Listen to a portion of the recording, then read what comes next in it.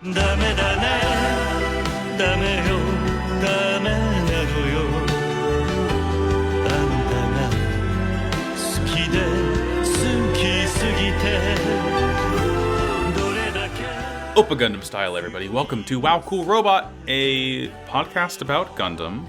That's what this is. I'm Max, I use he, him pronouns, and with me as always is... I'm Sarah, I use she, her pronouns. Welcome back, Sarah. We're in it to win it. Thanks, Max. I have had a fucking whirlwind of a week. Can I talk about my week? Yeah, I'm putting the comedy bouquet of reporter microphones up to you right now. So, to start this off, I don't know if I mentioned it on the last podcast, but last week we had a funeral service for a relative of mine. I've done my morning. It was a beautiful service. It was lovely. There was a lot of people there, which is making me really nervous. But, I have my N95. I was double masking, and it's all good. I go to work the next day, and I come home, and my dad calls me from a wedding he is at to say, hey, by the way, your grandmother, who you were face-to-face with while she was not wearing a mask a lot last week, she has COVID now. Also, I'm at a wedding. Bye. And I'm like... Fuck, I definitely have COVID. And I do my due diligence. I don't have the opportunity to not go to work because I'd missed like 2 weeks of work prior, and I hate making that decision, but it's more I've given more responsibility to these decisions. I've given more thought to these decisions than I feel like a lot of people that I work with, but who can say? So I'm like, okay, well, I'll take my rapid test. I'm negative off a rapid. I'll take a PCR as soon as I can on Sunday or Monday. I don't remember what it was. Get the results on Tuesday. Negative COVID test. Cool. And I'm like, cool. I'm going to go hang out with my good friend Morg. And so I do that. I go to their place. We hang out. I come home, go to bed, go to class the next day. On my drive home from class around like 5-ish, my sister calls me crying and is like, I have COVID. And I'm like, fuck. I also definitely, again, for the second time in like 4 days, I'm like, fuck, I definitely have COVID. So I get home, I take my rapid test, I'm negative, thankfully, but then my dad gets home and takes his rapid test, and he is also positive, as is my mother, so I'm like, well, I'm not really gonna stay here, so I scheduled a PCR test for the next morning, and I fucked off to a hotel for the night. I also slept in a hotel the next night after I took my PCR test, and the thing is, I was kind of Schrodinger's COVID patient there, because I have, I had multiple friends in the area who are willing to put me up, provided I was negative. But I also, if I was positive, I could have just gone back home and lived in the COVID house because everyone else there has COVID. There's no reason to not. But for the 2 days where I did not know whether or not I had COVID, because I was negative on a rapid, but like I live with these people, so I was really doubtful of it. I was like, well, okay, I really can't do anything, so I just stayed in hotels and then just spent most of my days just like in an independent one-person study room in the library on campus at college, just, doing work, watching... I watched the episodes of this in one of the rooms while I watched the first episode, and then at 4:30 they said, hey, we're closing the library. I know finals is next week, but we are not running extra hours on Friday. So then I hopped onto a bench just outside the library on campus to watch the rest of the episodes. Thankfully, I got a negative test, and I am now over at former host of the show, Morg's house, for the next couple of days, because they are so graciously putting me up. Hi, Morg. And it's just been a really strenuous week, Max. I'll tell you, I'll be honest with you. Yeah, you've been kind of going through it, but in the words of our beloved friend Orga Itsuka, the only way out is through. Mm-hmm. The only way out was through with a negative COVID test, so... Yeah, you did it. You're like fucking Goku dodging all of, like, the COVID particles your family is trying to fling at you. Right? It's genuinely insane, the fact that I have not caught COVID somehow yet. Like, I don't get it. I know. I think, like, all of my family members have gotten it, and I mean, admittedly, I don't live with them, but just having been around them and everything, it's just like... It's like, damn, turns out... If you're responsible and careful about yourself and take things seriously, you have a better chance of being fine. What a concept! Yeah, just phenomenal. Great stuff, everyone. I'm glad that I was negative for a number of reasons, and this is not the most prominent reason, but a large reason I'm glad I was negative is that it like was anecdotal proof of like, hey, this worked. Like obviously by the fact that I had not gotten it until now, that was already proof. But like. everyone in my household but me got it. And I'm like, oh shit, I'm the only one in this household that's like being remotely responsible about this at this point. Damn, like correlation does not always equal causation, but in this case, it's a pretty strong case for it, I think. Yeah. But yeah, I slept in a hotel last night, the night before, perfectly fine. I took a stuffed animal Neve gave when I had to go back to my house to get like a week or so's worth of clothing yesterday. Yeah. Double mask, made it as fast as possible. And I was like, I need something for emotional support. And I grabbed the little stuffed bobcat that Neve gave me. Yay. Yeah, Morg's holding it right now. Thank you, Morg. Bobcat. Yeah. She's sitting in front of the microphone. I'm gonna take a picture right now. She's podcasting. Hell yeah. Podcatting, true. Podcatting, all right. We have a very, very a lot of friends in the studio today. Yeah. It's funny. I once when Neve was here, I had to record a Wow Cool Robot, and I asked her to just if she could like hang out somewhere not in my room, just because I got the yips about it. But like, I've known Morgan for like, so we were like what 10, 11 when we met. It's just like, yeah. And I mean, it's fine because they've hosted before, so right. They know the wet and wild things that we get up to on this. Yeah, podcast. they know the shit of it. Yeah. Wait, speaking of wet and wild things, Sarah, I say we start talking about these fun episodes. Hell yeah! All right, let's begin with Iron-Blooded Orphans. Orphans. Orphans. This time I said orphans. Iron-Blooded Orphans, episode 29. The Trigger of Success. As the Arianrod fleet joins the fight against Sandoval, Mika and Juliet butt heads, both trying to capture Sandoval to take credit. With East Ruby's help, Mika ends up capturing him, and in a show of thanks, McMurder gives Tekadon control of Krise's largest half-metal mine, in which Tekadon find a Gundam frame as well as a larger, more mysterious piece of machinery. Mika and Orga go to visit Gyozan to make him pay for the damages incurred in their battle with Sandoval, but he refuses repeatedly. In absence of money, Tekadon extracts payment in blood. Gyozan is killed, and all Terra Liberionis members are detained. Finally, Orga and Mika travel to Ares, Gjallarhorn's Mars base, to meet with McGillis and formally enter a partnership with him to help both of them achieve their goals. I like it. It's good. Good episode. I want to say that my first note is that I forgot Julietta's name briefly when I started recording this, and my very first note is Mika squares up with Beffica or whatever her name is. Yeah, fucking Beffica Winklesnoot on the sticks, on the ones and twos. It's just absolutely cracked Gundam pilot Beffica Wimbleshins. Yeah, it's because she has mean girl energy. That's how she does it. This cheerleader. Yeah. She's a cheerleader, but she's also weird because she did eat a bug last episode. She ate a butterfly. Well, actually, shit. That does really kind of make her like Beffica, huh? Yeah. She did kind of eat a bug snack. She ate a bug snack. Kind of bug and kind of snack.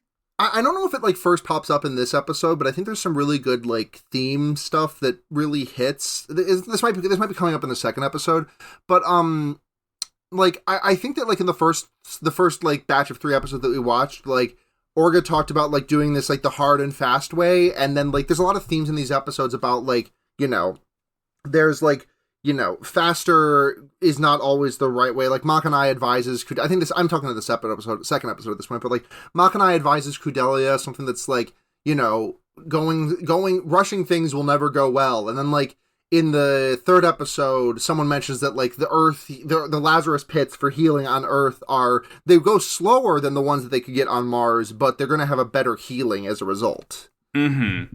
It's like cooking. It's like you wanna go low and slow if you're making a nice roast. Mm-hmm. It's all. I've been cooking this ham at 5 degrees for the last 3 months. Yeah. In 2 years' time, this is gonna be the best ham sandwich I ever did have. Oh god, just absolutely glorping off the bone. So. Before I also want to note that there's like I don't know if this is like a new battle theme that I'm sure this is a new battle theme. I don't know if it's like new this episode or just new this season, but I do want to call it out because there's a theme that kicks in when like, because there's like a 3-way like there's like 3 different things going on right here, which is that like Tekadon wants to dispatch Horizon Zero Dawn, and the Iron Rod fleet wants to like capture Tekadon, but the Horizon Zero Dawn is like getting in their way. And like during this fight, there's like this really, really cool battle theme that kicks in. That is not the it might be Crescent Moon. So season 2, from what I understand, has a completely like different soundtrack from season 1. Like it's totally unique. I don't think anything is reused. I don't know if we ever even hear like the main IBO theme, like the da da da da da da da. We do hear motif. We do hear it as a leitmotif. Like there has definitely been like I think in like the scene where Chad goes into the Arbrow building, and there's like everyone talking. You can hear like the. Okay, yeah. So it shows up in ways. If the song that plays in the fight, it's like the da da da da da da da da. It might be that. Right. Yeah, so that's called Crescent Moon. That's actually what I use as the credits music because it's like the main battle theme of season 2. It's quite good. Season 2 is like, I mean, both seasons have really great soundtracks. They're like equally good. So I like it, like just completely change it up and have different sounds. It's good. The whole fight's fine, right? Like, you know, Mika and Juliet are butting heads and they're both trying to, it's like they're comedy tripping each other, trying to capture Sandoval pretty much. Right. It's like all three Stooges like rushing to find a dollar on the floor, and they all like clonk their heads together like coconuts. Yeah, exactly. We see a cool move Julieta does where like two of the two goons Sandoval has in their Hugos like shoot wires and capture, and they just like armor purges, does like some silver chariot type shit and like flies away. Yeah, Julieta's like, fuck it, I'm just gonna rock all three of these clowns. Yeah, and the entire time they're fighting, Eok is in a different Regan lays far off, trying to snipe, and he's just complete dog shit at it. Eok is so bad at everything. I am told that he sucks. I am patiently waiting for when because like as a soldier, he is not very effective, but I quite like him, and his feeble power struggle with Julieta, who just like outclasses him in every direction. Yeah, like at one point as he's shooting at Mika talks to himself and says, like if I stopped moving, he'd have, or if I dodged his attacks, he'd have a better chance of hitting me. Yeah, complete fail son Eok is right now. And eventually Mika does like take out Sandoval because like Izugi flies in and kind of like tackles Juliet out of the way. And Sandoval just like surrenders, like he doesn't get killed or anything. He just kind of like pops out of his suit because Mika has him like pinned down, just fucking going just, like, ape shit.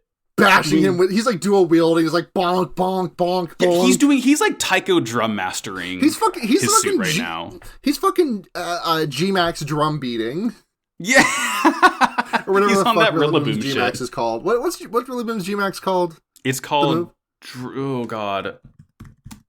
I gotta find G-Max drum solo? Yes, it's G-Max drum solo. There we go. Yeah, I'm confusing that with jungle healing or no? The jungle healing is Zarude's move. Yeah. Yes. What's different grass monkey? What's Rillaboom's drum monkey move that's not G-Max? It's Rillaboom's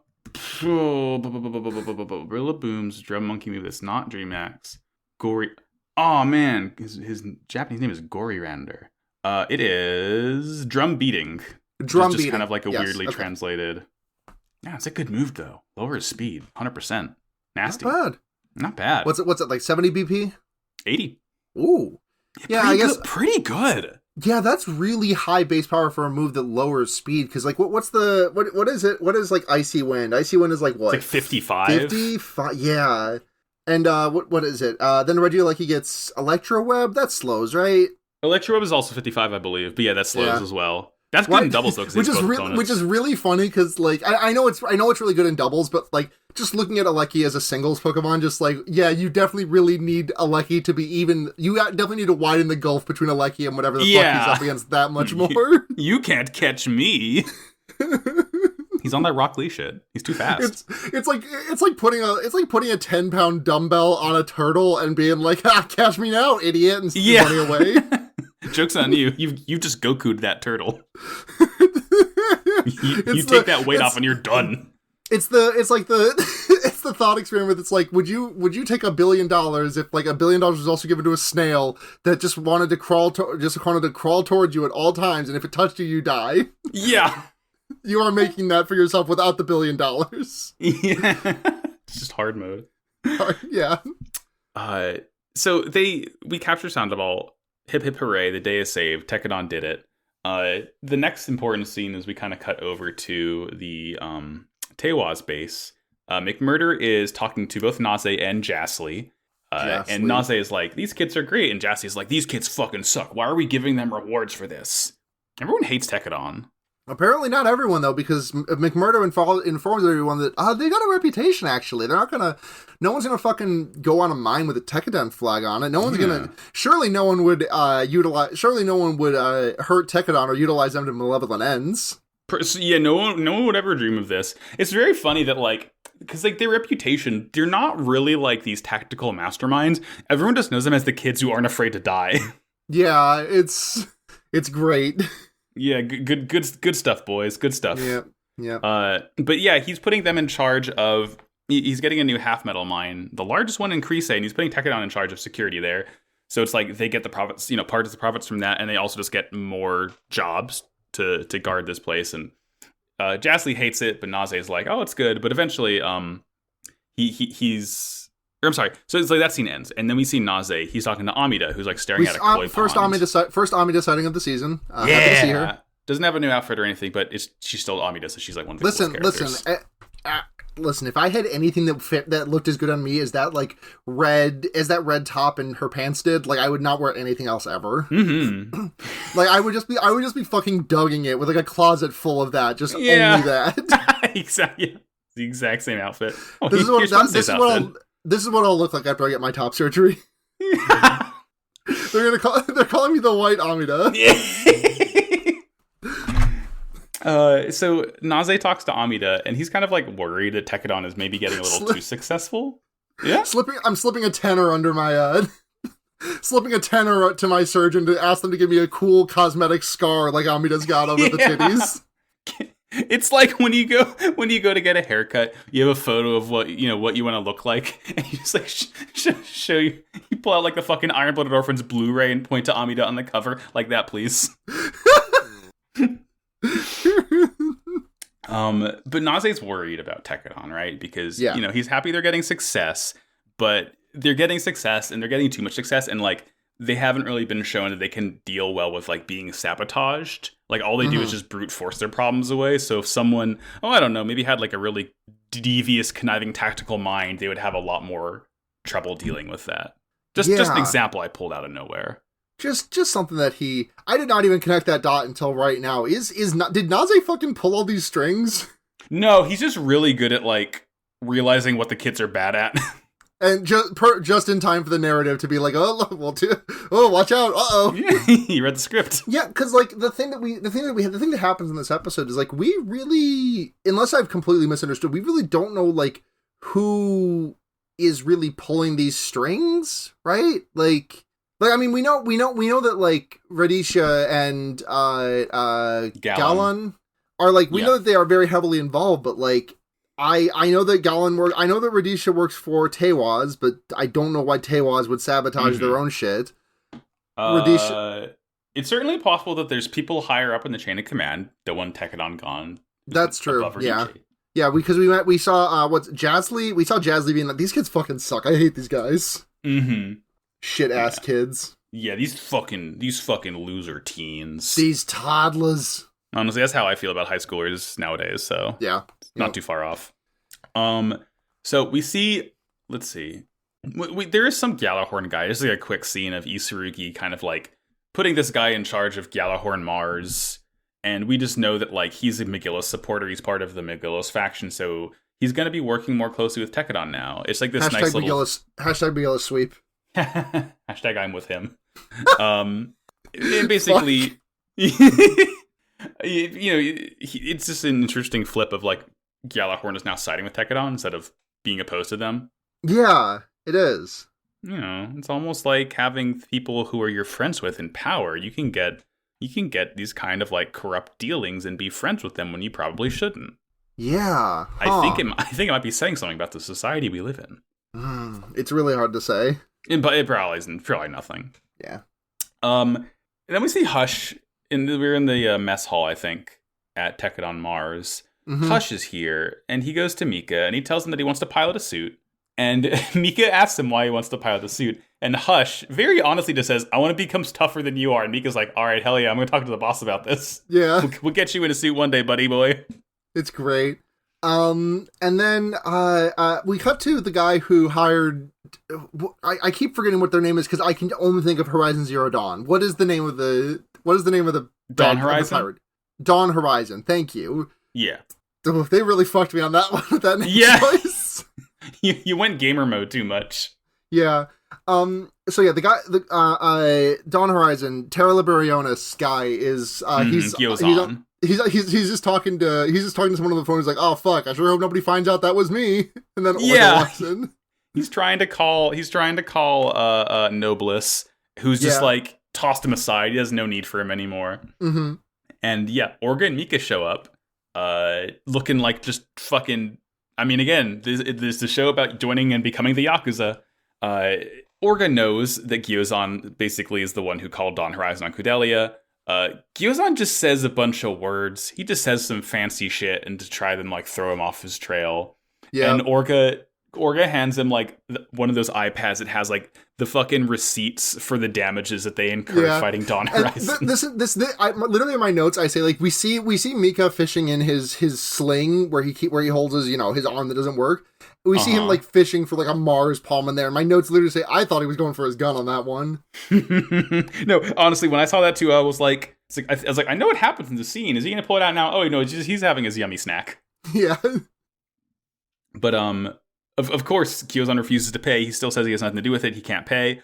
And then he pulls out the gun from his sling. Yeah, we hear like the sound of the Mars palms hitting a bunch of Mars palms like hitting the floor, which is just really funny. That inside this sling there is Mika's arm, his gun, and a bunch of yummy prunes. You know that fucking you know that subreddit Everyday Carry of just like what do you have in your pockets, and people like have it all like gridded out, all fancy. Mika's just a pile of prunes and a fucking 9mm.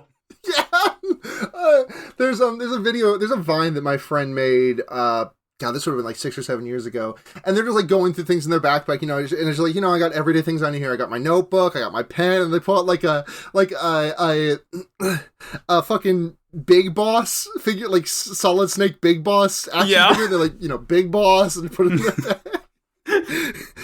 Mika's like, I got my arm, Mars palms, gun.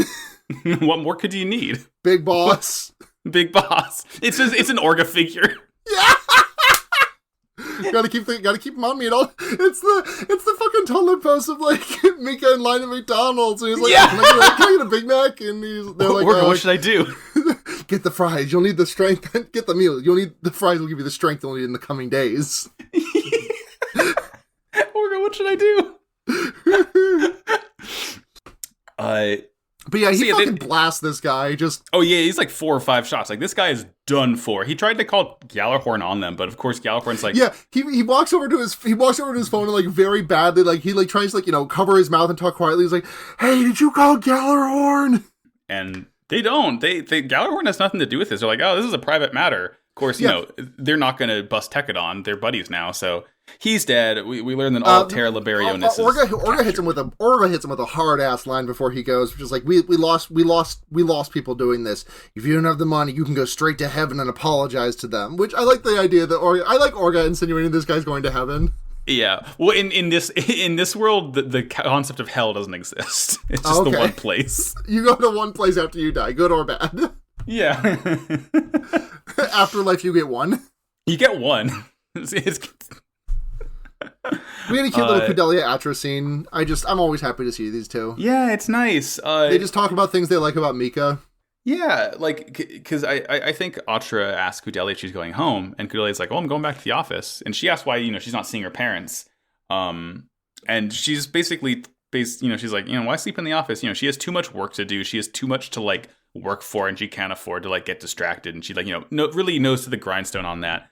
And Atra, it is, this cute moment where Atra's like, oh yeah, Mika's the same way. Like, the last year, he's been, like, coming to the farm as much as he can to learn how to do this. Like, he's, his nose is to the grindstone, too. It's nice. Mm-hmm. I like that Mika is, like, trying to grow crops, even though they're failed crops.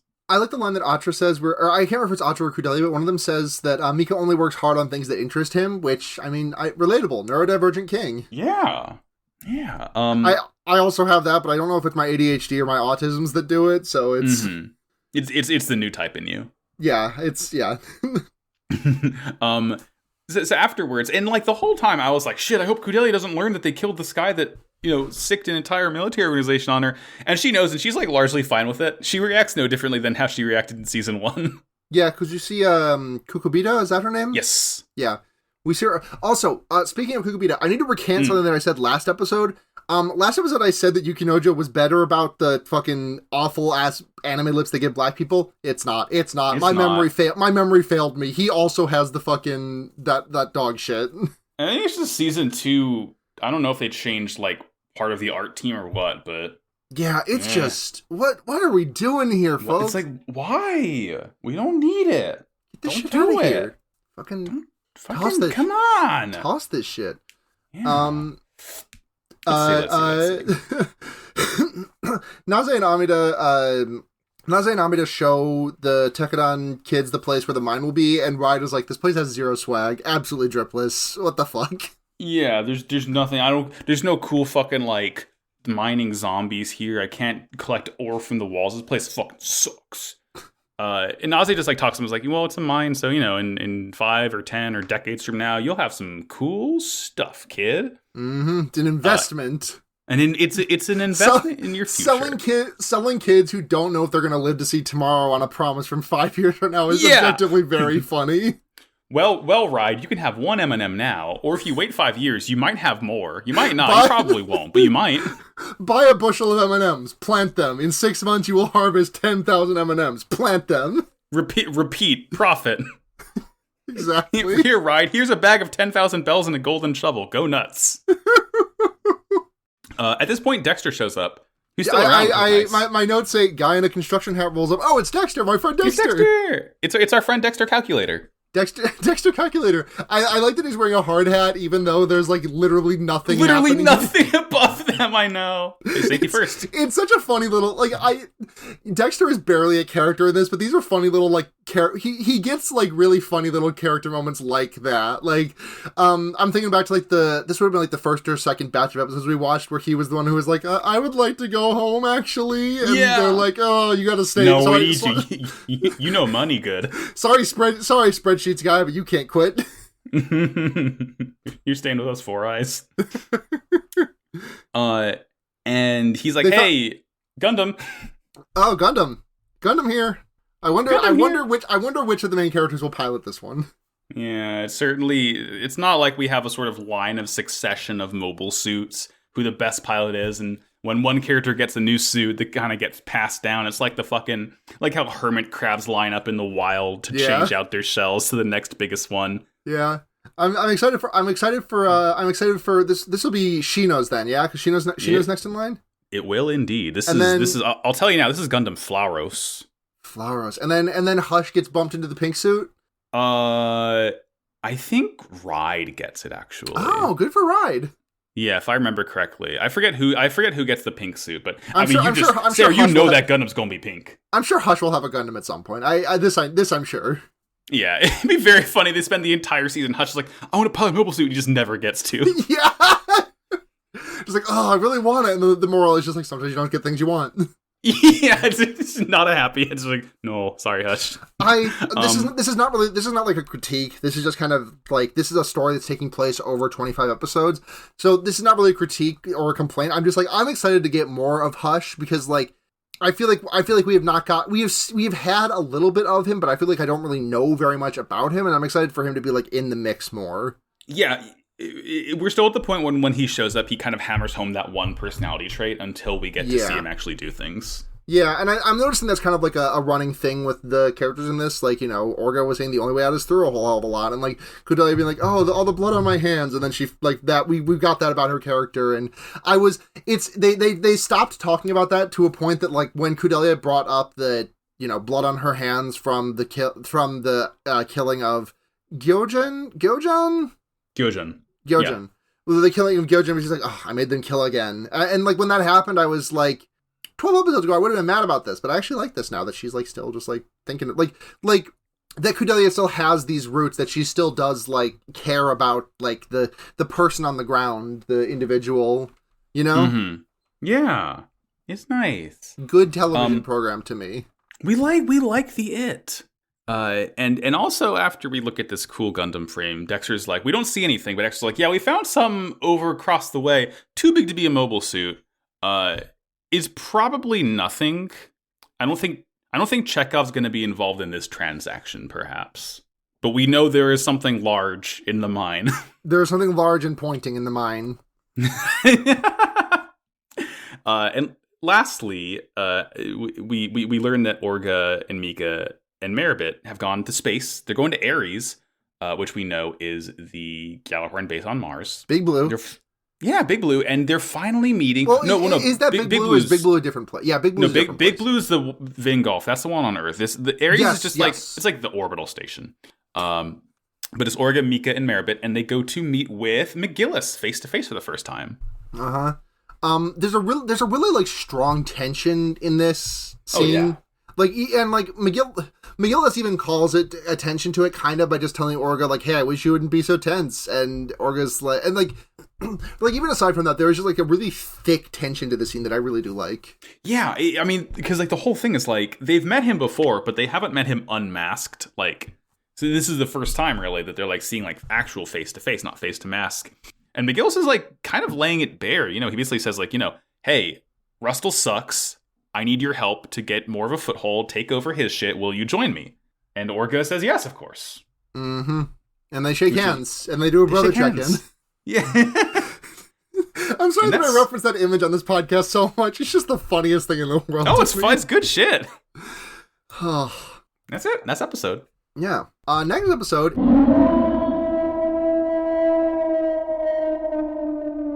Inauguration of the Arbrow Defense Forces. As Tekkadan gears up to get sworn in as an arm of Arbrow and prepares to ship the Shidans to Earth, there's something afoot. Some grander political powers attempt to assassinate Makanai, injuring our dearly beloved friend Chad Chadden in the process, forcing the SAU and Arbrow blocks into a conflict. During this ongoing conflict, the Tekkadan troops are growing increasingly disquieted, with Radisha, the man from Tewal, is acting as their liaison to the Tekkadan troops back on Mars, and with good reason, as he's lying through his teeth to both sides to foster this conflict. At the end, we meet Galen, a perfectly normal and trustworthy guy who will be helping Tekkadan, who is also very good friends with Radisha. Yeah. Troubling. Yep. Our boy Chad. Our boy Chad. Chad's not doing so well. Also, we finally heard, at least in the sub, or the dub, we hear his last name, and apparently it's Chad Chaden. Chad Chaden. I'm going to keep saying Chad Chaden because double Chad's quite fun. Yeah. Personally. There's a weird thing that happens, like, we're like, Makanai calls him by his name, and Chad's like, oh, my name. And then that makes him notice the flowers. I still don't know what the fuck's going on with that. Yeah, that was a little strange. Maybe that will become clear in the next set of episodes, that, like, oh, that was something, there was no, like, Makanai shouldn't have known his name. He hadn't met him yet or something. Well, it was, in that scene, he calls Chad, and then, like, one of his assistants walks in the room and is like, hey, what's that flower pot doing there? I thought we checked everything. That wasn't here before. And that's when Chad does get down, Mr. President. Yeah. It was weird. It's like, I don't know. It's like, it's also the fact that it, like, started comedy beeping as soon as people noticed it, too. Yeah. Like, that whole thing that's always really fun. Yeah, it's like, oh, fucking, we know it's a bomb now. Oh, shit. Killer Queen already touched this flower pot.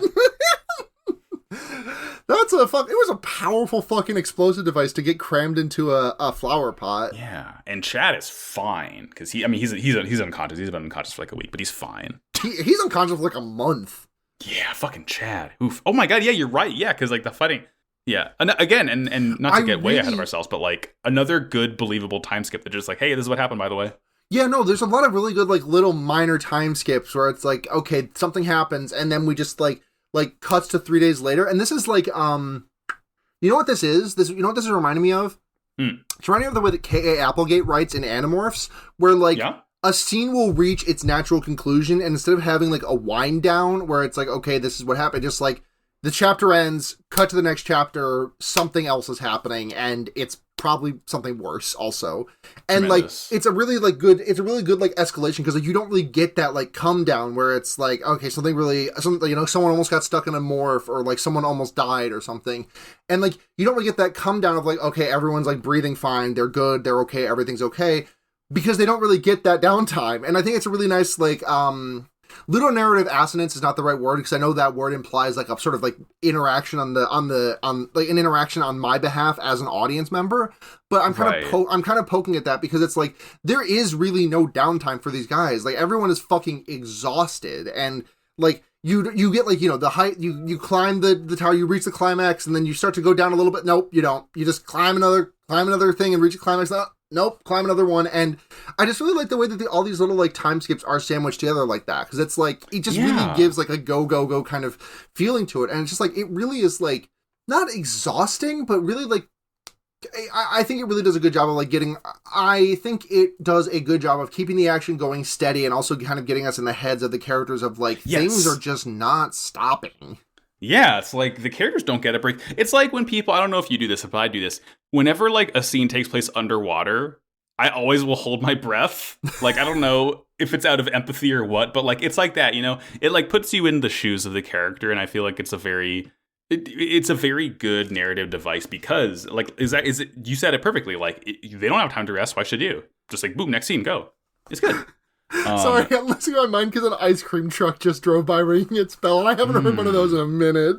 Yeah, every once in a while we get an ice cream truck around, and like I haven't carried cash on me in maybe like 5 years, but I'm like, damn, I wish I had some. I want some. Yeah, I want a Sonic Pop. Yeah, I love the one of the benefits of working the job that I have is that I take home cash tips now too, and so I just have cash on me at all times. And like the thing is, so the way that I have this worked out in my head is that anytime I get enough money, anytime I get enough cash to consolidate the money that I have into a $20 bill, that is weed money. That is no longer exchangeable. That is just getting set aside for when I'm going to purchase some marijuana. Hell yeah.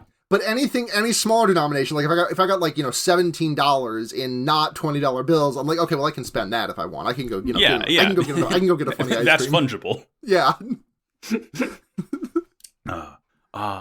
What does happen this episode? So we start in the Admos company, and right, because there's a conversation happening between Kudelia and Makanai where he's like, "Oh, you should come to this event. It'll be cool. We're gonna have Chad, our friend Chad, who's definitely been a character up to this point." Like, yeah, I don't want to sound like I'm whining about the fact that Chad is a character now, because like I'm glad that he is. I just I wish that we'd had more of him aside from him just like appearing on screen pretty much up until this point.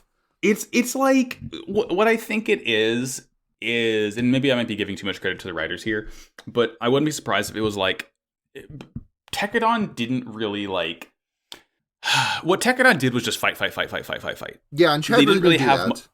Yeah, they didn't really have much of like an actual like sort of like hierarchical organization like they do in season 2. And so much of the fighting was also dedicated to like mobile suit on mobile suit. So anyone aside from like some rare instances, like mobile workers were not, anyone riding a mobile worker was like, Chad was not in a mobile worker, he was on the bridge, but like this also extends to like, I don't know, characters like Dante, for example, who was not in a mobile suit until very recently. I don't think, like, I think he's in one of the sheet ends or something in the first he's batch. like training, he's like mobile suit training in the beginning of season 2. Yeah. And yeah, I think you are right about that. I wish we could have gotten a little bit more of this guy before he gets his big day out, and then it's like the fucking, you've seen John Boy's 24 video, right? Yes. It's like Jaws. Yeah. just Chad walks into Makanai's office wearing a shirt that says Chad on it. Just gets exploded. God, fuck. We gotta watch the John Boy's 24 video tonight. I've seen it a billion times, but it never gets old. So fucking good. Never gets old. I'm so glad John Boy's learned how to balance audio, though, because holy fuck, that video is bad. It's rough, a little rough. So, and also this conversation that Mach and I has with Kudelia, this is what we were talking about before. We're just be like, hey, take your time, don't rush things, because if you do, things will be bad. He says, choose the shortest way, and you will surely pay for it later. Yeah. Like, I don't know why I went to Soul Calibur, like guy voice for that. Like, you know, he's just circling the arena. It's like, choose the shortest way, and you will the stage of history later. The stage of history is set. Well, it's like fucking Makanai's telling this Gudeli. He should be telling this to Orga. Yeah. Orga needs to hear this every day of his life. Yeah. But we cut from this to like Tekadon Earth Branch. Probably I think these episodes have really rocketed Aston to being like my favorite new character for season. And I'm like, Aston is so good in these. For new characters, I'm counting anyone that really like characters that showed up in season 1 but really didn't get to do anything until season 2. I'm also counting as new characters. So like, Chad and Dante and Wide are in the running. I love Aston so much. And he's so good. I'm really going to be sad when either he or Takaki or both of them die in the next episode. Who could say? But yeah, like we see Chad. He's putting a suit on, and Chad. He's like nervous. He's putting a suit on because he's the Tekadon representative for the sort of inauguration of the Arbrow Defense Force, which Tekadon is like, I guess, like the founding member of, something like that, or like the ones in charge of it. This threw me for a minute until like I actually sat down and thought about it, because it's like, they are now like the major arm of the Arbrow Defense Force, but there's also a pre-existing Arbrow Defense Force that like gets bundled in with them. We see exactly one character who's a pre-existing member of the Arbrow Defense Force, and he gets fucking obliterated at like half a second. Yeah, it's like, oh, that's why we need a new one. Yeah, because these guys are this fucking stupid. Yeah, and they're talking about Radice as Chad's like playing dress up. And one of them, and like, at first, I think Takaki and Chad are trying to reassure the others that, like, Radice is just trying to look out for us. Like, he's older than us, he's more wise than us. And one of them says, or maybe he thinks we're just too dumb to waste his breath on. And, like, the camera cuts to the outside of the door, and Radice is there, and he says under his breath, "You took the words right out of my mouth." This guy fucking sucks. This guy is awful. Also, there's a thing that I didn't think about until right now, which is who's in there with Chad? Is it Ride? Is Ride in there with him?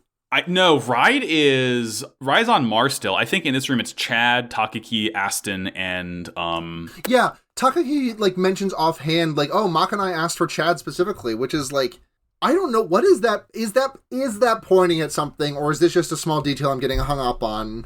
That is like, is this pointing at something, or am I barking up a tree that doesn't exist here? No, I think it's just nothing. I think it's just a. Because I'm just like, how does Makanai know who Chad is?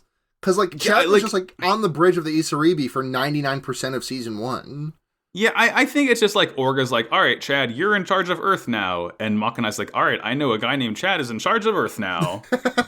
Yeah, that's fair.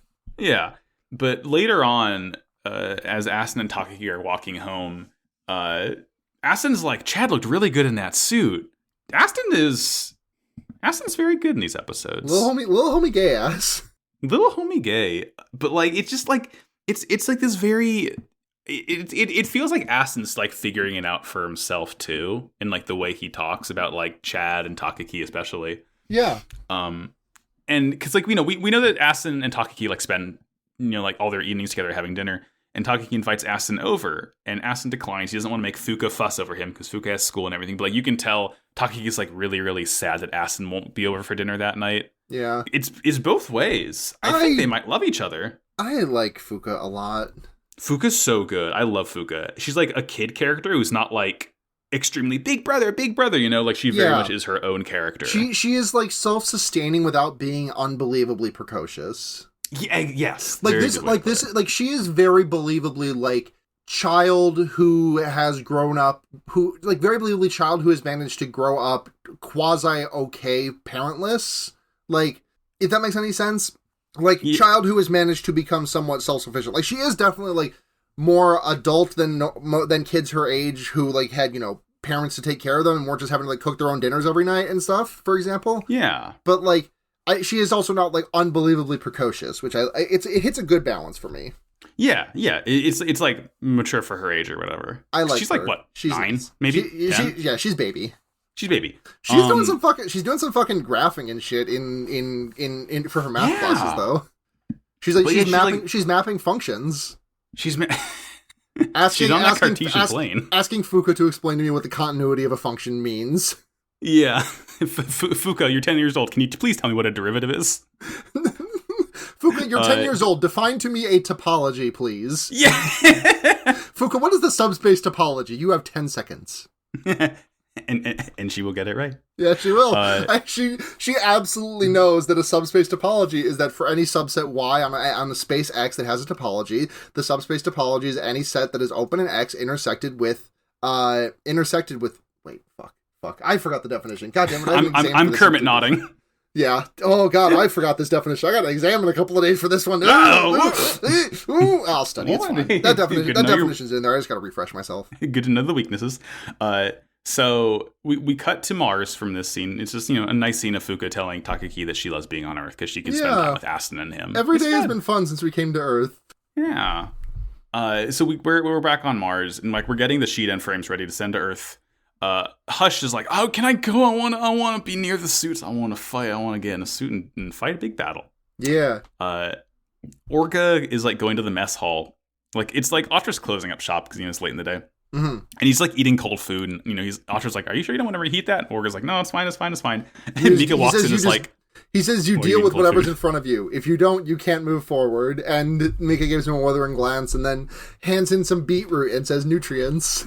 He literally says nutrients. He does say nutrients is the thing. Orga's fucking metaphor makes no sense either, because it's whether it's work, a battle, or food, you take what's in front of you, and it's like, okay, you can take what's in front of you to the microwave, Orga. It's easy. It's not like fighting a notorious space pirate. You put it in for 2 minutes and you're good. They should have put Sandoval in a microwave. That would have worked. Why did they think to do that? Classic blunder of Tekadon. Then we cut from this scene to it's the big old fucking Aryan Rod ship. The weird one that's I don't even know how to describe this thing. It looks like a drill bit almost. You know what? From the front onwards, it genuinely just looks like that one image of Squidward after he got sat on and his face is smushed? Yes! You're familiar? It looks like someone planted their big fat ass on top of it looks like someone made a fucking a traditional space rocket out of clay, a really big one, and then someone with hips that are very deep ass. Yeah, a very deep ass. When I noticed it from the side, I was like, oh, that doesn't look like that at all. But from the front on, it really just looks like someone with a fat ass just sat on top of the damn thing. Smushed It's a very weird ship. Yeah. But inside, Eok and Juliet are talking. They're meeting with Rustle. And Rustle basically tells him, yeah, I'm fine losing not capturing Sandoval because we're going to go to Earth. We're going to kick ass. We're going to be stepping on McGill's toes for a change. And he says, we'll be helped by that guy. And, Rustle has so many guys in his fucking service. Hey, it's that guy.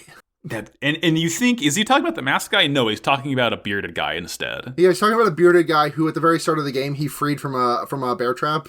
Yeah. It's that guy. And then that guy. Julieta fucks off, and she finds the masked guy. Mm-hmm. And she basically straight up tells him, hey, Rustle is showing favoritism by choosing you. We don't know who the fuck you are. We just know you're piloting good. And masked guy's like, yeah, you're right. And he just says the exact same thing at Juliet, and she's like, damn, got me there, Chief. Yeah, got my ass. Absolutely blasted. This guy's funny. I can't wait to find out who he is.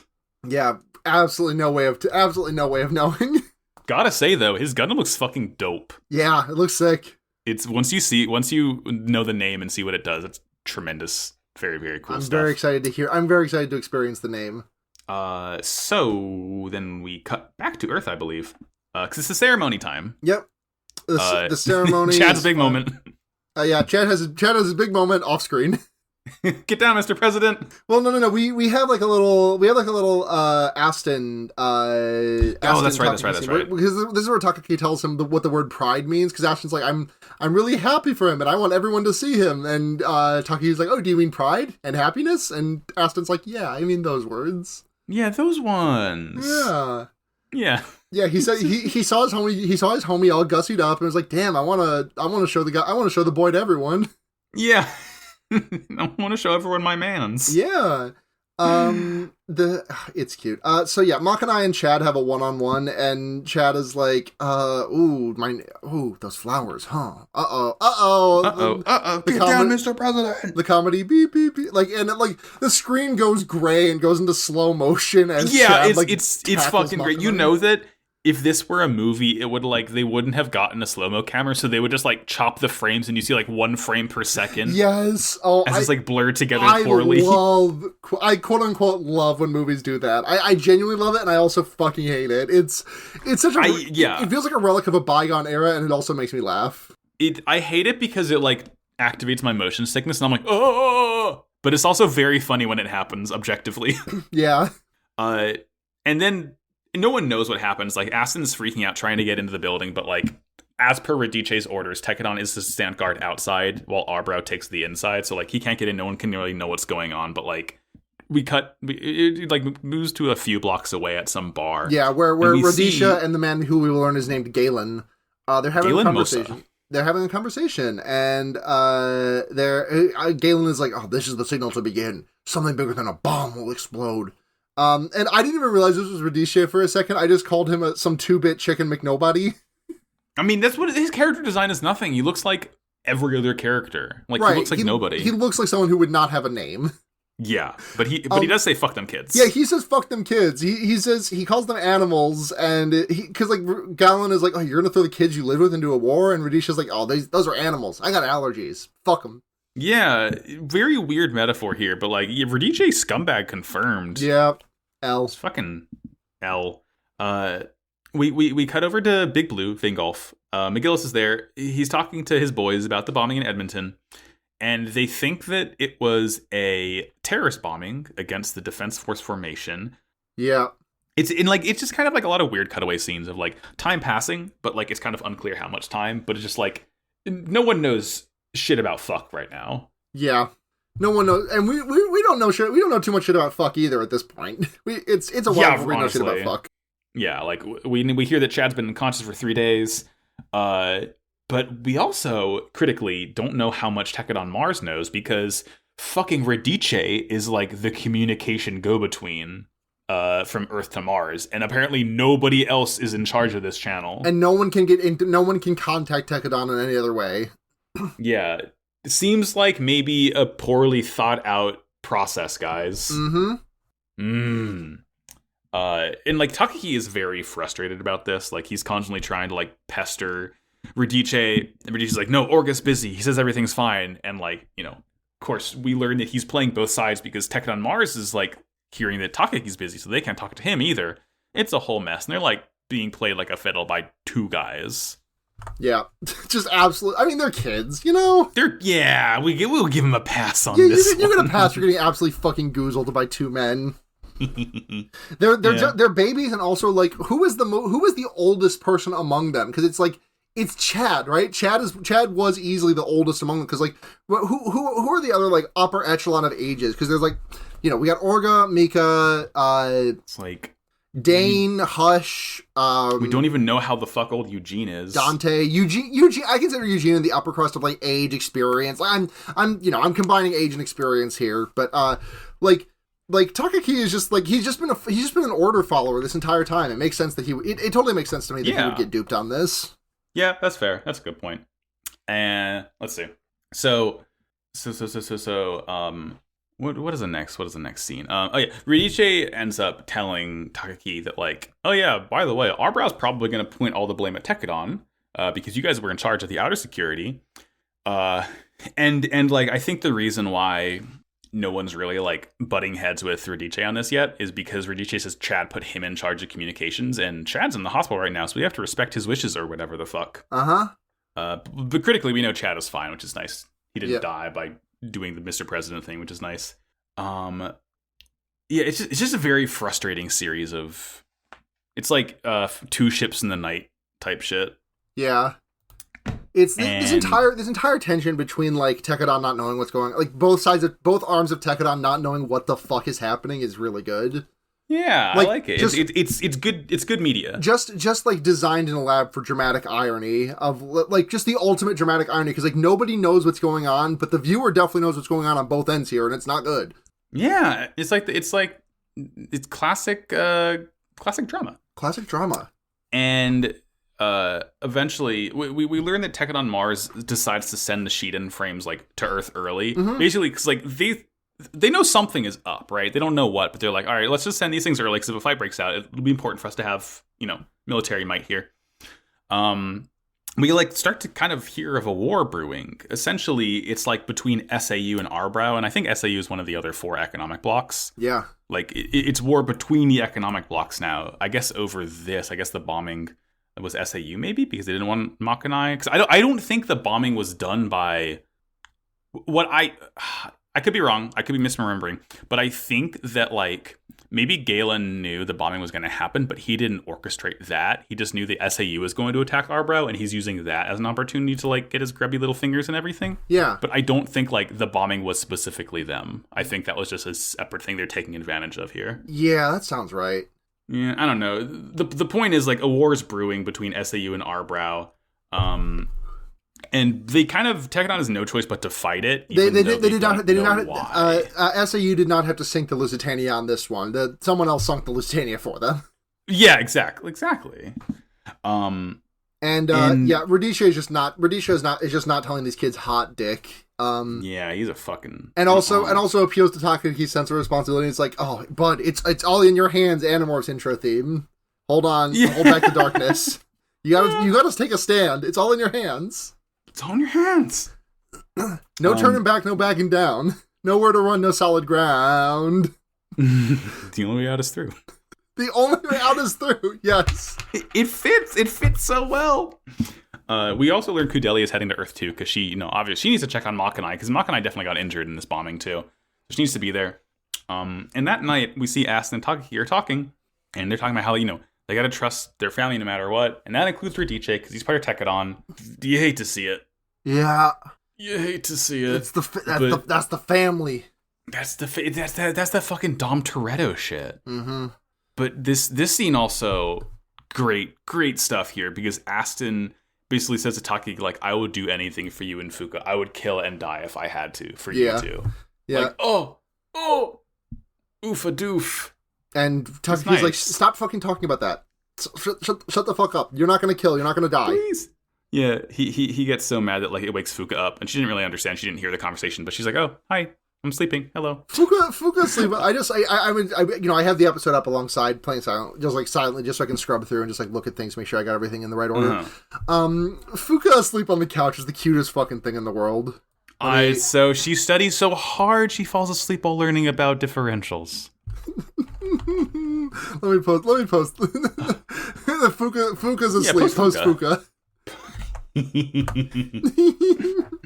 She's just small. She's neepy. She's neepy. She's like as small as Jimmy is. Just literally Jimmy sized.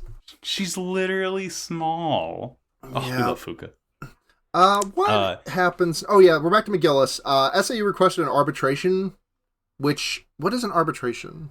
So basically, SAU is going to McGillis and being like, "Hi, we're at war against a newly formed defense force. Like, since you're the military, I guess they're allowed to ask for help." And McGillis can't really say no. So and he has to technically fight against Tekadon, but you kind of see him doing fuck all until the very end of this whole conflict. But basically, SAU is borrowing units from Tekadon to bolster their numbers, so they're able to fight this war. You mean Arbrow? No, SAU calls McGillis. Oh, you just said SAU is borrowing units from Tekadon. Did you mean? Oh, sorry. SAU is borrowing units from Gjallarhorn. Yes. Okay. Sorry. Just want to make. There's a lot of factions, a lot of borrowing, a lot of puppeteering. Yeah, a lot of groups and such. But things are bubbling up from here. And frustratingly, the Tekadon members heading to Earth. It'll take them 3 weeks to get there. Mm-hmm. So a lot can happen in 3 weeks. Yep. I sure hope nobody dies. Oh, and then Takaki, the final shot of the episode is Takaki. He go and talk to Radice for the 5th time that day, probably. And we see a funny bearded man, and we get introduced to Galen Mosa. And he's going to be essentially the commander of Tekadon and the defense force during this crisis. Yep. He seems nice and trustworthy. He seems like a man I would really love to trust. A Milt. Mm-hmm. I mean, he's a Milt. He shook Takaki's hand. Milt. Milt. It's a Milt. He's a Milt. That's good shit. Thanks. Thank you. I aim to please. So that'll bring us to our 3rd episode this week. which is Iron Blood Orphans episode 31. Silent War. The SAU and Arbra have been in deadlock for 2 weeks. The entire conflict seems orchestrated well, with neither side coming out on top, and Tekkadan are beginning to feel like they're just being dragged along. Eventually, Eugene and the others make it to Earth, but Arbra won't let them land, citing the state of emergency. Eugene resolves to somehow find his own way through it, just like Orga, not realizing Radice and Galen had planned all of this in hopes of destroying both Tekkadan and McGillis' reputation. Eventually, McGillis has enough and takes to the field himself, prompting Galen to mobilize Tekkadan, telling them the final battle of this war is about to begin. This one is, like, honestly one of the...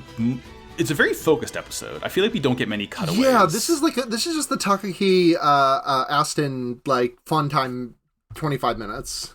Yeah, pretty much.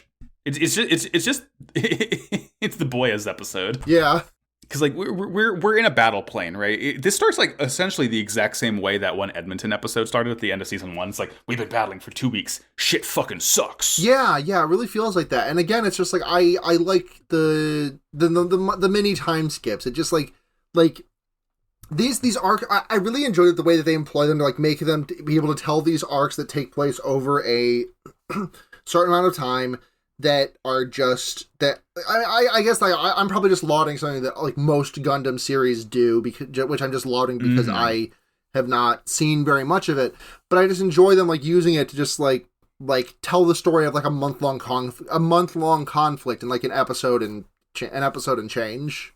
Yeah, it's like, you know, you only show the most interesting part. We don't need the entire thing to get invested in it. So we learn like the whole thing really kicked off for real when there's like an SAU plane flying around and it flew too close to like there's some Arbrow units hidden in the woods and their Ahab reactor fucked with the plane's electronics. And the plane was crashed. not expecting there to be Ahab reactors like units there, because it's like, oh, is the conflict's not that bad. They're eating cereal and hopping in my fucking I almost said F-150, but no, that's a truck.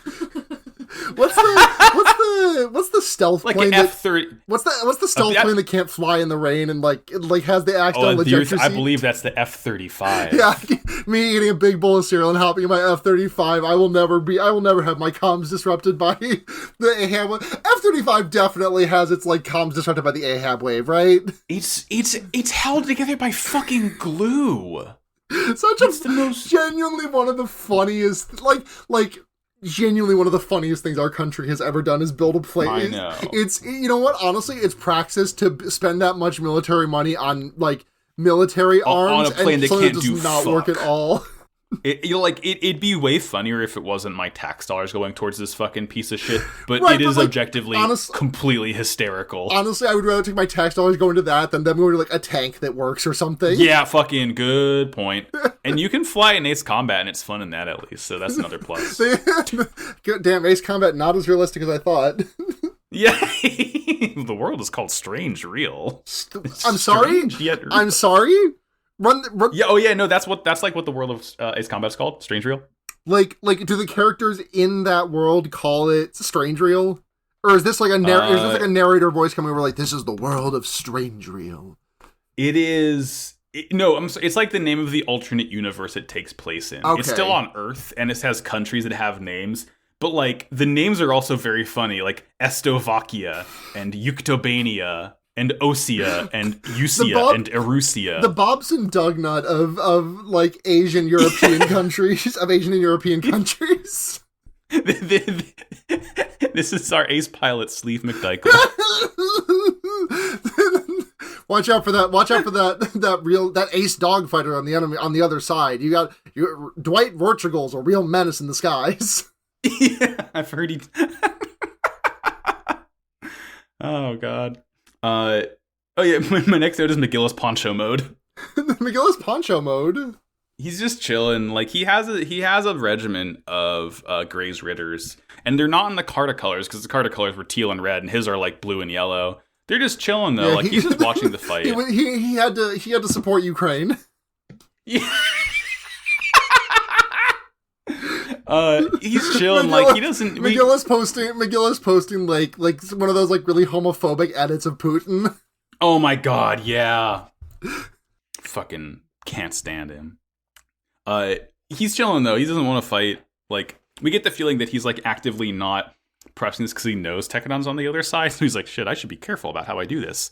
But again, it almost feels like whoever's orchestrating this whole battle knows that McGillis isn't going to go crazy trying to fight so hard. Because, like, it's just, like, very light guerrilla warfare. Yeah, that's what my notes say, too. Because it's like, this is why no one's won yet. Because they're not, like, staking they're not putting all their war eggs in one basket and having a big fucking knockdown, drag-out fight in space. Yeah.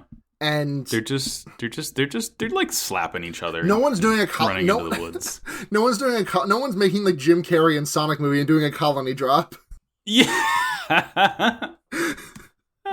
Pretty good. Thank you. So there's fighting. Like at one point, I think one of the Tekkadan members like beefs it, and we see Takagi like the next morning or whatever zipping up a body bag. It's like the 12th member that they've lost. And Gallon comes and he presses F to pay respects. And he tells the boys it's time to knuckle down. And he's like, Takagi, Aston, you guys are the best I have on the field. Like, you're more experienced than anyone else. You guys are going to help us win this war. So he's really gassing everyone up. He's really like, keeping the boys' spirits high enough that they'll continue fighting, but not to the point where they're going to like recklessly try and actually like make a difference and do a battle that will like gain them ground. Right, just intentionally creating as a perfect as stalemate as possible. And this is the Arbrow guy, the one Arbrow guy that we see, because he like Takagi issues the order Takagi gets the order from Galen to retreat, and Takagi's like, all right, everyone, beat cheeks, let's get out of here. And some Arbrow guy charges forward, and is like, no, this is how you win, you little shit. And then some guy... This is not how you win. And then another guy rolls out and is like, I'll stop him, and like tries to pull his mobile worker in front of him, and as soon as he does, he gets lit up like a Christmas tree. Yeah. And all right, I'm saluting you, Lux. Yeah, that Lux was the Tekkadan member that Takagi zips up in the body bag. Yeah, Lux. And the next morning after all that, like, all the Tekkadan boys are tired as fuck. Like, they're barely sleeping, they're disoriented, they're asking Takagi, like, when is this gonna end? Aston just kind of like yells at them. They're like, you're Tekkadan members. You gotta be tough. You're built for tough. Yeah, nothing really. You're all flying the Ford F-150. Iron-blooded orphans AU, where instead of mobile workers, they just have the Ford F-150. Fuck yeah. Just like Takagi, like fucking ghost riding the whip out the sunroof, like just drifting back and forth, controlling it with the Alaya Banana system. You know that part in the first OP when the chorus kicks in for the second time and we see like Orga and everyone like skirting left and right on the mobile workers. Yeah, as Barbatos lands in. Yeah, just that, but F-150. Just drifting F-150. Fuck yeah. The Gundam's an F-450. Just a beefier truck. Yeah, it's an F-900. Tony Hawk lands the world's ever first F-900. Oh, that's badass. Pulling G's in that bad boy. It's fun because 900 is the least common multiple of 150 and 180, I think. Right. That sounds right. I'm not going to dispute you on that. Yeah, because 180, 360, 540, 720. Yeah. Skate math. Yeah. 900. Genuinely that is not me I can do mental math about that difficulty that quickly, but genuinely that was me just counting like the spins in a Tony Hawk game. Yeah. Like, I can add that math. Like, I do regularly do, like, powers of 2. See how high up in powers of 2 I can go for fun. But, like, I'm just counting, like, okay, so Tony Hawk spins 1.5 times. If Bobbert Burnquist does 1.5 full turns, that's a... How many points is that worth? Takagi gets mad at Gallon for a little bit, or mad about Gallon, because, Gallon's ordering them around. Taki's like, why the fuck are we letting him push us around? Like, I'm in charge of Tekkadan. Why is he in charge? Doesn't really do anything about it, though. He's just mad. This is just a tough situation to be in. Yeah. It's rough. It's rough. We do get a quick cutaway up to the Aryan Rod fleet in the Squidward ass ship. Juliet is talking to the masked man again. He's just working on his suit, and Juliet is like, hey, who's underneath that mask? And he's like, I'll never tell. You don't know me? She asks him if he knows McGillis, and he's like, oh, I'll never tell. But you can tell he's a little peeved about hearing that name. Yeah. Not like anyone we know is trying to hide their identity and hates him, yada, yada, yada. Possible to say. Yeah. This battle's continuing, right? Yeah. Everyone's telling everyone, dude, Chad Proudwell's in the hospital. I think, like, it's been going on close to a month by the end of the episode. Yeah, because McGillis specifically says, like, okay, a month is long enough for the stalemate. I'm gonna make some history. I'm gonna Uri on Ice this shit. Can you hear my heartbeat? I think before that, though, like, Ozzy and Laughter and everyone, they're heading to Earth, and they make it to there, and Arbrow is like, hey, you can't land. It's a war zone. Eugene basically has to... It's just like with Dort. Yeah, this is just like Dort. And he just has to find another way to get down to Earth, but he certainly will. Yeah. I just want to... You know, I said no one is doing a Jim Carrey colony drop, but I think it would be really funny for them to just drop the Isaribi on this Balfour plane. just like fucking plonk that thing down like a kid dropping a Lego, just like a kid dropping their cool new spaceship into the middle of a Dungeons and Dragons game that their older brother's playing. Yeah. It's like Watchmen. You just do something so insane that both sides have no choice but to be like, oh shit, and just come together and figure out what the fuck happened. Let's see. Oh, yeah. And like the whole time, we do get a scene cutting away to Fuka. And we learned that like Fuka's been checking on Chad and is like trying to like, you know, maintain some sense of normalcy, even though she knows her brother and friends are fighting like in this war right now. Yeah. But Fuka's staying strong. Fuka. Fight on, Fuka. Fight on. Ganbate, Fuka. Ganbate. I'm the fake Japanese fisherman standing in the water being like, fight, believe, you can do it. Yeah, you can do it. When I found out that was not actually like a Japanese fisherman, it was like a guy just doing like a thing, I was so heartbroken. I know. It's like, is nothing sacred? Nothing is real. Who can you... Very believable lie. Who would go on the internet and just tell a fucking lie like that? You think someone would do that? At one point, we learned that Takeki's like been kind of ambushed on the field, and everyone's worried and like asking us to get in a suit and like jet out. But we see Galen jets out in his. I think the suit's called a gay rail. Yes. He jets in. He like just fucking bashes the SAU suit. And, yeah, like, saves Takeki. Takeki's about to get killed. So many. I get that it's just like it's just easy drama to manufacture. I just enjoy the number of times someone has been about to get completely wiped off the face of the fucking earth in a mobile worker by a mobile suit, and then they get like smashed. Like one of these times, like I genuinely feel like if I have to see any wind up to someone in a mobile worker getting blasted, like it does not feel like anything, because like when Biscuit died, he was in a mobile worker getting blasted by a mobile suit, and that just happened in like an instant. Like he just got fucking smashed. There was no like wind up on Carter's behalf. He was just like he was like drifting backwards, launched Orga off, and then just like blah! No wind up on Carter's part. And so like at this point, anytime someone is like in the crosshairs of something, and there's like any wind up on there, and I'm like, okay, they're fine. No one's dying on this one. Yeah, no, they're fine. They're fine. I'm sure that theory will hold to the end of the series. Carving it in the stone. Mm-hmm. So at one point, Galen like gets a call after he saves Takeki. He gets a call from Ridiche saying that like, yeah, hey, it's worked. The Hotaru Ruby isn't allowed to land on Earth. And Galen loves this, and he's like, Tekadon's just like dogs. If you feed them and pat them on the head, they'll roll over happily. They're puppy pilled. They're puppy pilled. They're little heckin' puppers. Especially Aston, all the human debris love that. Yeah. And just, oh god, just making my fucking blood steam. I hate Galen so much. He's fun. He's a guy that sucks in a really fun way. You'll love to hate him. A delectable guy to hate. Yeah. He's also, I like his character design too. He's a very nice bushy beard and a cool jacket. A great big bushy beard. Yarr! I don't know why I went pirate mode. Yeah, no, that's the one piece in my brain. That's Hot Fuzz, but yeah, you're not wrong. Do you think I haven't seen that movie in like 10 years. It's like an annual, if not more frequent rewatch for me. All those Edgar Wright movies are damn good. Hot Fuzz is the one that I've seen multiple. No, I've seen Shaun of the Dead like twice, maybe. I've seen Hot Fuzz is like Hot Fuzz is probably the movie I've seen the most times. Final Destination 3 is the movie I've seen the most times. Hey, Morgan, have you seen Final Destination 3? We're watching Final Destination 3 tonight. Hell yeah. Hell yeah. Ooh, let's fix that. Morg just informed me that they have not seen Hot Fuzz either. Morg's just chilling in here. Say hey, Morg. Oh, shout out. I'm just Hi, Morg. Max said hi. Okay, where were how we? does this... So the episode's kind of winding down. Asin's talking to Takaki.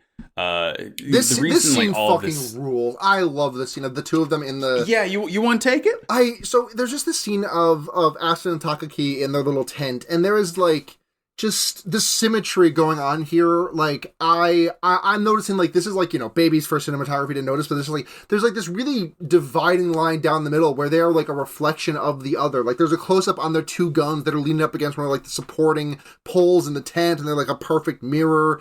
Like we see this shot like straight down the middle where like their beds are in a perfect reflection. The two of them are sitting like directly opposite each other. It's just phenomenally like I guess the cinematography is the word I'm looking for. There's a framing, I guess. The framing of it is just is just wonderful. And there's this hold on, I'm trying to find where in my notes this is. Yes, okay. They're talking about like, something's Asin's like, I figured it out why it's different. It's because Orga's not commanding us, but that might not be it. And Takaki says like, all I can do is kill or die for you again. And Takaki's like, don't fucking say that. We choose to fight. Like he says, of course working in Tekadon means risking our lives, but I don't want you to accept death from the beginning, which is like, there's this really good scene in Jujutsu Kaisen anime that that's made me think about, which is, you've seen Jujutsu Kaisen anime, right? Yes. This is the scene in the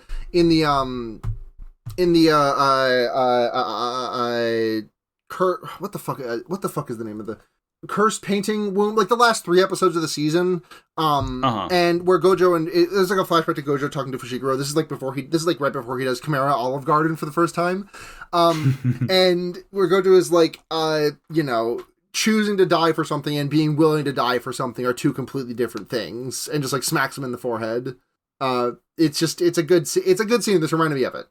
You know, like being like accepting that death is coming and going into it expecting to die are two very different things. And Takaki's like, get this through your thick fucking skull. Takaki throws up the biggest death flag I've ever fucking seen, which is, if we follow Galen, we'll be able to win. We'll get to go back home soon. Let's live through this and go home together. Yeah, it's just like I'm making the fucking Michael Scott face where he's just like all red, just like, oh. I'm doing Andre the Giant, like wait, no. Yeah. But yeah. McGillis launches. He's in his epic Carta suit that's now Ukraine colored. And Galen is like, oh, okay, McGillis is launched. I wanted to make this last year's, ruin his reputation more, but Tekadon, let's get going. Let's roll out. This is the last battle. Let's bathe in victory. And Takaki hops into the Landman Roadie.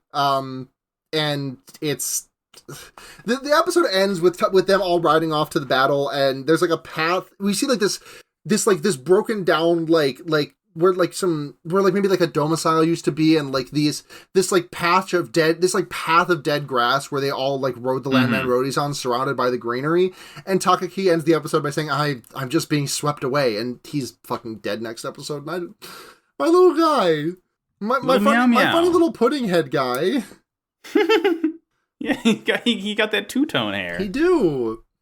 Little Takaki. He's 15 years old. He's not old enough for this. Yeah.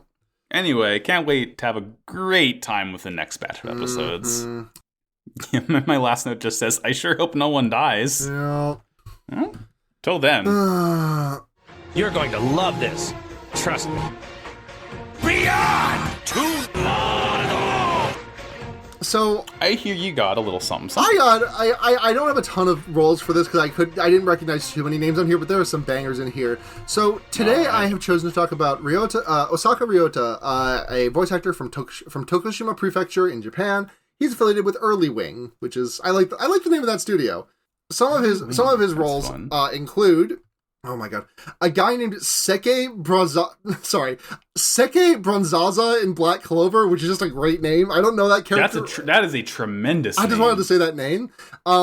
Marco Bots in Bad Anime Attack on Titan. Oh, I know Marco. Yeah, okay. I also know Marco. I watched like 5 episodes of that show, and Marco is one of the few characters that I do know. Yeah, he like shows up right at the beginning. In Sword Art Online, he was a character named Red-Eyed Zaza. Red-Eyed Zaza. In great Do I remember this freak? in great video game Tatsunoko vs. Capcom, he was the voice of Ryu. Oh, fuck yeah. In Ace of Diamond, he was Eijun Sawamura. In Yu-Gi-Oh! Sevens, he was Arata Arai. Okay, Yu-Gi-Oh! Love that. Love that card game. Yeah, I had to pull that one for you. In Heaven's Design Team, he was Yokota, who I need to show you this character because he is so... Because do you know Heaven's Design Team? Do you know anything about that? Not aware at all. So Heaven's Design Team is just like this comedy anime manga about just like a handful of like angels up in heaven that just like are whose job it is, whose full time. Well, they're not angels. They have been outsourced by God and the angels to design like creatures for Earth. And it's just the entire episode is just like them being like, okay, so what if we made a creature that has like a really thick outer shell, like Ripley has in Alien, and then like they do like a bunch of things like that, and then it ends up being like, oh, they were talking about a simple lobster. It's a really funny show. It also has a trans woman character in it who is just like A, slutting it up, and B, is completely unremarked upon. Which I was really happy about. She's like they're all named after planets, and she was Venus, I believe. But Yokota is from hell. He's a normal guy. He's fine. He just wanted to come up and he just wanted to grab a couple of designs for Satan because Satan needed some designs for monsters down there. He just looks like a fucking. He looks like a human Digimon. Yes, black nail paint, like red bandaged arm, like torn lab coat, like fucking BDSM harness, purple like a eye shibari patch. harness. Yes, long ass white hip. The purple eye patch with the purple fucking eyeshadow. Yes, absolutely. I love this guy. dude. This guy. Heaven's fucks. Design Team is a great anime. I highly recommend it. In Haikyuu, he was Keiji Bokuto's friend. Okay. And lastly, in JoJo's Bizarre Adventure Battle Tendency, he was... Max, do you want to take one guess at this and then I'll tell you? I'm gonna take... So wait. What Gundam voice was he? I forgot. Oh, I'm sorry. This is Hush Midi. This is Hush's voice. This is Hush Midi. This is Hush Midi. Yeah. Okay. This is Bakugo. Yeah. Sure. In JoJo's Bizarre Adventure Battle Tendency, who do you think he voiced? Oh God. Was he Caesar? He was Mark the Alive Nazi. Fuck yeah! Then if you don't remember that character, that's fine. He was named once, and then the Pillar Men split him in half down the middle. They walked through him. Fuck yeah! Oh, that rules. Max, who's your robot of the week? Well, actually, Sarah, I'm going to take advantage of the special situation we find ourselves in. Oh, can you ask Morg? Morg, hey, come over to the microphone and tell everyone who your robot of the week is. Yeah, put them on the spot. Okay. Bet they didn't think I'd do this. Hi, Morg. Here, I'm gonna say. You want a headphone? Sure. Hi, Max. Hi, Morg. I'm gonna say Gamma from Sonic Adventure because we just finished that game for. I love Gamma Shuffle. and his fun little bird. Yeah, he had the best and most tragic ending of the game. So I was like, oh, this is darker than I was expecting for a Sonic game. So Gamma's cool. we love what a Gamma fun in guy. this house. Can I also do a robot of the week just because there's one I've been thinking about? Yeah, why not? No rules. My robot of the week is going to be Android 21 Lab Coat from Dragon Ball Fighter Z, just because she is like single-handedly ruining the game right now. Are you familiar with any of this, Max? I played fighters. Okay, but are you familiar with how this character, specifically, so Android 21 is a character, but there's also Android 21 parentheses Lab Coat version. Yeah, Lab Coat's when she's wearing the red and blue checker and she has the human form. Yeah, sure. And she's got a completely different moveset. And one of these moves is also a level 1 super that reduces the opposing team's damage output for the rest of the match. What? It's game-breaking. That doesn't seem right. No, it's game-breaking to a point where she is, there was a recent event where she was on every single team in the top 8. It's... Sure. It's very funny. That's not great. So shout out to women. Shout out to women. Shout out to Android 21. Yeah. Damn. Apparently there's art of her without the lab coat, but still with the dress on. And, her arm wraps go, almost up to her shoulders, and, just her shoulder starts. But this is kind of a fucking sick Post look. that shit. I want to see that. I want to see that. Look at this. Look at this look. Oh, they had to make sure that armpit pussy was out? Yeah, that's what it's called. All right. Counterparts, Android 21, parentheses, good. Android 21, parentheses, evil. Sure is. Love this shit. I love how fucking, like, in-depth these wikis get. Okay, since she's part Majin under race, new type bio android, human type earthling / Saiyan / Freezer Race / Namekian / Majin hybrid. Thanks, Dragon Ball Wiki. I'm not just dropping this out of nowhere. To be clear, the reason that I thought about this is because Morg talking about Omega and his bird made me think of Android 16 and his bird. It's the bird. A16 was my fucking boy back when I played that game. Who was your team? Have we talked about this? It was Piccolo. Mm-hmm. It was Piccolo, 16, and Trunks. Yeah. Oh god, I tried Trunks because like my team was Beerus, 16, and Goku Black, and I tried Trunks because Beerus fucking sucks, and I think he has been like bottom 3 for that game's entire like existence. But also I love the gay cat man. I can't resist.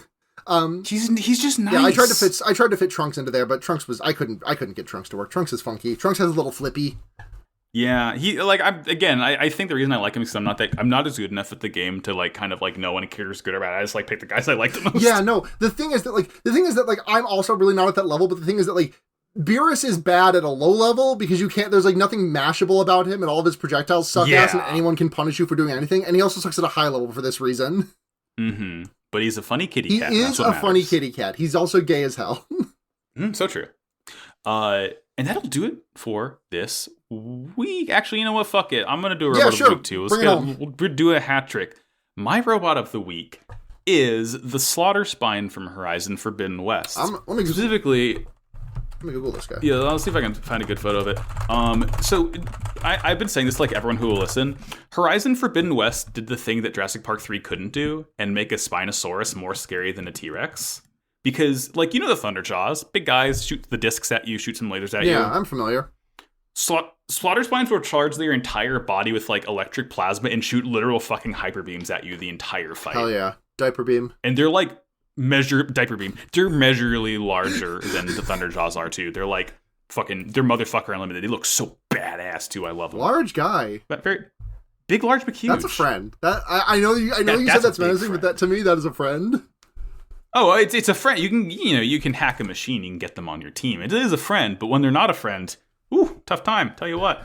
Yeah. And that'll do it. Yeah. So I guess time for plugs. Sarah, where can we find you on the internet? You can check me out on Twitter at SunhatZhenya, SunhatZhenya. You can listen to a bunch of other podcasts that I do, most of which are between episodes right now because I have had I explained the whole shindig at the top, so, Fear Baiting's coming back in hopefully like a month or so. Hopefully, I'm looking at like maybe a June for that one. Which reminds me, I gotta like reach out to everyone who I had to nix an appearance on because I had to recancel the show. I digress. Fear Baiting, horror movie podcast, the Wonder Years, Animorphs podcast, Henry Kissinger's Pokemon Going to Die, Leftism podcast, and Forward ReZero, ReZero podcast. I forgot the name of the podcast. The name of the anime is in the title, and I forgot the fucking name of the anime. ReZero podcast, what I do with person in the room with me right now, Morg, and girlfriend of me, Neve.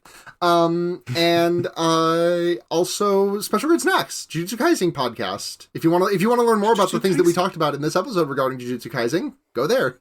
Yeah, you can measure success as a podcaster by how many other podcasts you have to reference for people to understand what you're talking about. Yeah, exactly. It's high level play. One of these days, I'm just gonna drop John Hurt's squirt shirt on this podcast and make someone listen to like fucking episode, like whatever, like episode 32 of Fear Baiting when we talked about Alien. Mm-hmm. Me casually saying Ron Obelisk to anyone who will listen. Ronald Obelisk. My uncle Ron Obelisk. Mm-hmm. And I'm Max. You can find me on Twitter, Maxi Bajillion. You can listen to my other podcasts, one of which is Pot of Greed, the world's #1 and only Yu-Gi-Oh podcast sponsored by Kaiba Corp. There's an episode in there called Ron Obelisk, and what happened is I said Raw and Obelisk, but I slurred my words a little bit, and it sounded like Ron Obelisk, and the rest is history. Mm-hmm. And you can also listen to Slappers Only, a video game music showdown podcast. Episode will be out whenever, because Jordan's very, very busy. So we just we're chilling for a little bit, and you know what? That's fine, because content sometimes sleeps. Content must sleep sometimes. And also thank you to Matt GameCube, our friend who runs Noisepace.xyz podcast network. All of our shows are on it. Many more shows are on it. You can listen to listen to Podcasting's Forbidden, the Cloud Recesses about Modao Zushi. You can listen to Zero to Zero. They just finished watching The Suicide, The Squad. Mhm. A lot of shows on there. Give it a check it out. Nice Best at XYZ. Yeah. Shouts out Matt And GameCube. finally, as Matt GameCube, thank you so They much. did surgery on And the finally, as we always say, where's bad, Sarah? Wow. Cool fucking robot, though. Cool fucking robot. See you next week. Bye.